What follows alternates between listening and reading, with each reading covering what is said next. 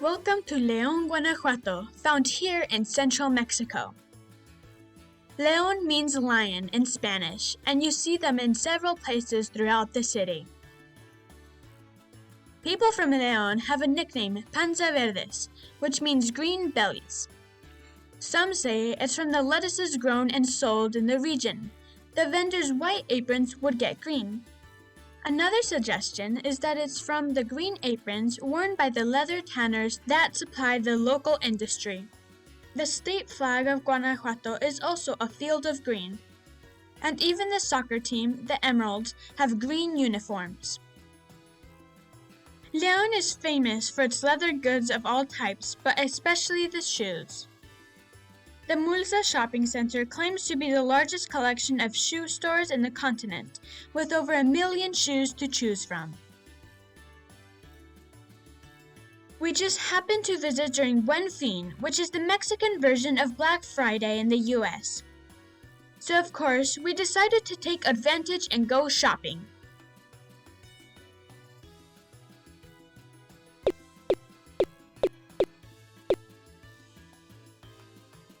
Another shopping center is the Altasia, where we went to the aquarium called Aquarium. It's one of the largest we have seen that wasn't right on the coast. Apart from educating the public, they focused on coral reef restoration, turtle conservation, and controlling the lionfish population.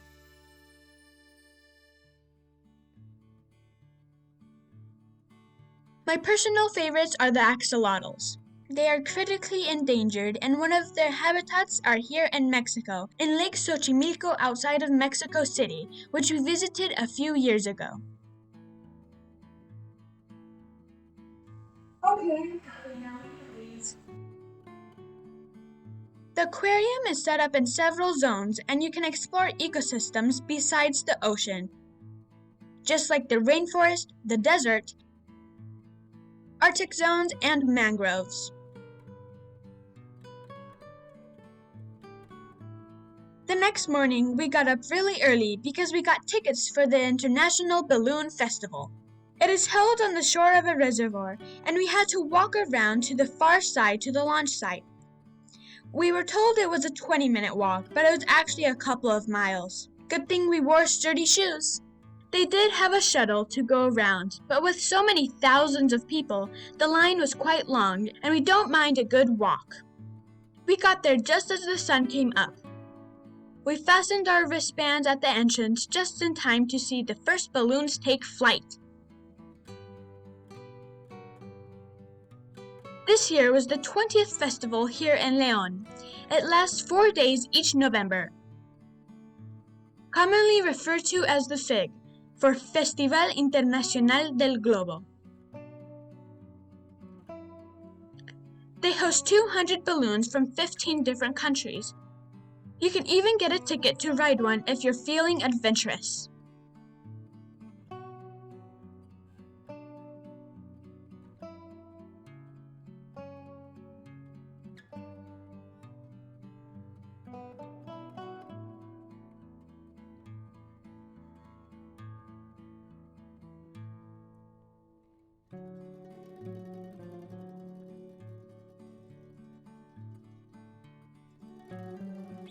After the balloons are in the air, there are lots of booths with food and local products.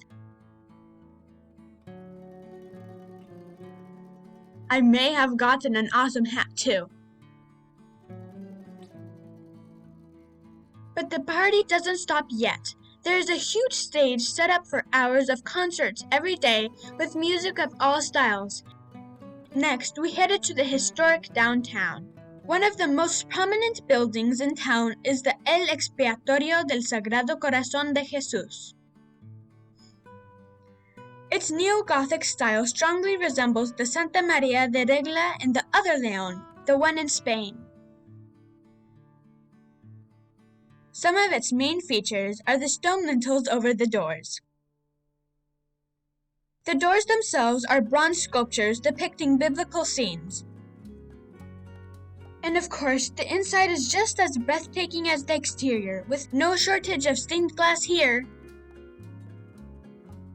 Construction started on March 20th, 1921 and finished on the 20th of March in 2012, which was 90 long years.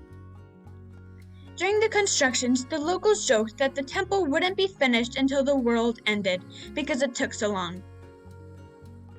We went around the side past the little chapel to the back of the temple to see the crypts. Mom and I were expecting something catacomb or dungeon-like, but Dad explained that crypts are usually very different. The crypts Ecce Homo are very well lit and beautifully finished, including statues and works of fine art. During the construction of the church, burial areas here were sold to help finance the building. The labyrinth of winding tunnels also served as hiding places for priests during the Cristero War of the 1920s. Walking around, we saw how easy it would be to hide here. There are so many different narrow passages going everywhere. There are even little red arrows to help you get out in case you feel lost.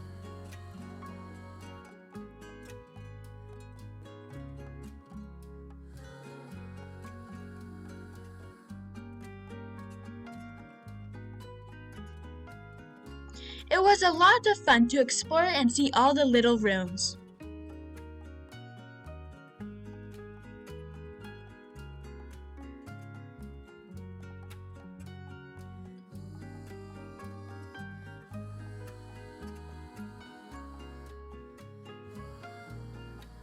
It was time for some breakfast. One thing we do a lot is get breakfast from a bakery on the street.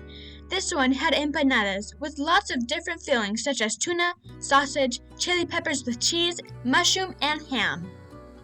We ate them on our way to the Ark of Triumph, officially called el Arco Triunfal de la Calzada de los Héroes. It's just off the Niño Héroes garden.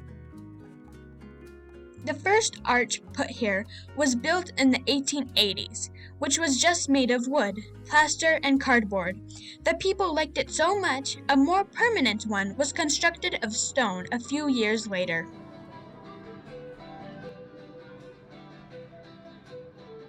We continued down this long walkway and over a large bridge to see the Art and History Museum.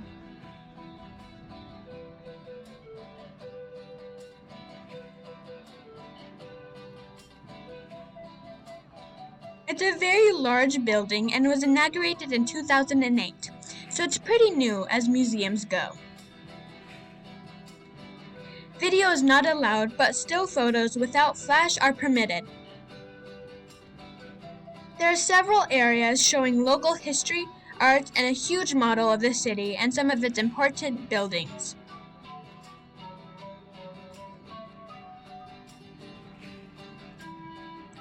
The León fountain is located in the Founders Plaza, which is surrounded by shops, restaurants, and churches.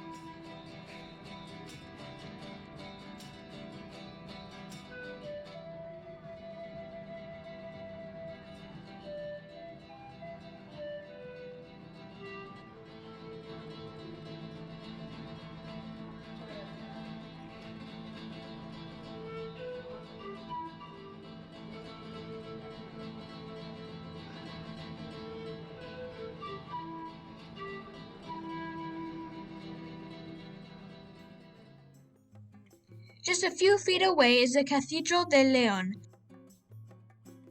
La Madre Santa de la Luz was begun in 1764 by Jesuits, but halted after only 3 years. In the 1930s, it was started up again to be finished in 1866. It faces a plaza with an impressive bronze mural. Most of the building is decorated in a neoclassical style. The largest bell in the tower is named San Jose. Also downtown, we saw the Municipal Palace, which started life as a school in 1860, the post office, and the Manuel Doblado Theater. Like other historic theater buildings in Mexico, it has a colorful history of many different uses. It was first a very elegant theater, but later it was used as a horse corral and barracks, and even a parking lot before being restored. And with that, we say adios to León. Thanks for watching World Audrey.